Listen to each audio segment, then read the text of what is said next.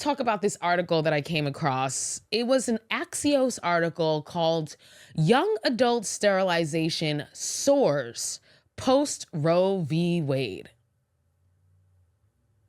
Apparently, there was a, quote, abrupt increase, end quote, in young adults opting for vasectomies and tubal ligations after the Supreme Court overturned Roe v. Wade in June 2022. According to a study from the JAMA Health Forum. JAMA, I believe that's the Journal of American Medicine Association.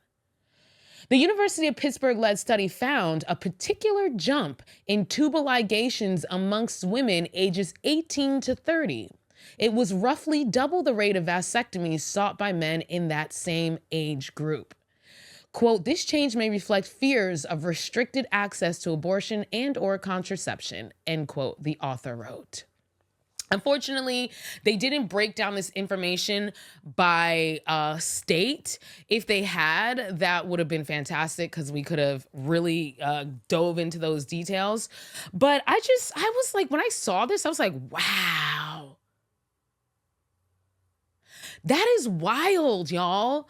That is wild. I'm going to pull up I'm going to post the chart for you guys so you can see this. But when you look at it, literally you see a chart, right? It's two lines. One represents men getting vasectomies. One represents women getting vasectomies. And, you know, from 2019 up until that point in 2022, you see the lines are at a pretty steady increasing trajectory, but nothing crazy, very steady and predictable. And then you hit that mark and all of a sudden it's like, there's a little jump, a little bump. And there's a bigger bump on the female line for tubal ligations. But even the vasectomy line, there's a little skippity hop. And not only is there a little skippity hop, but from the point of the skippity hop on, the trajectory has increased. So people are getting even more. It's not like it skippity hopped and went right back to the way it used to be. No, it has increased. And like I said, I'm going to post it so you guys can see. And it really is quite startling to see that. And it really just, it makes you think like how interesting it is right now that we're at a point in time where world circumstances are really informing the decisions of young people in this world. A couple of episodes ago, we talked about DINKs, dual income, no kid families, and the dark side of DINKs, the ones who actually want children with a dual income, but feel like they still can't afford it. And it's just so interesting how, you know, people on that side of the spectrum are no longer having children because they don't feel like they can afford it, aka the economy ain't shit. And then on the other side of the spectrum, you have young people who are like, wait, you guys overturned Roe v. Wade? You mean to tell me that it might be illegal for me to get an abortion if I feel like I need to get guess what? We're gonna just nip it in the bud right now, literally and figuratively.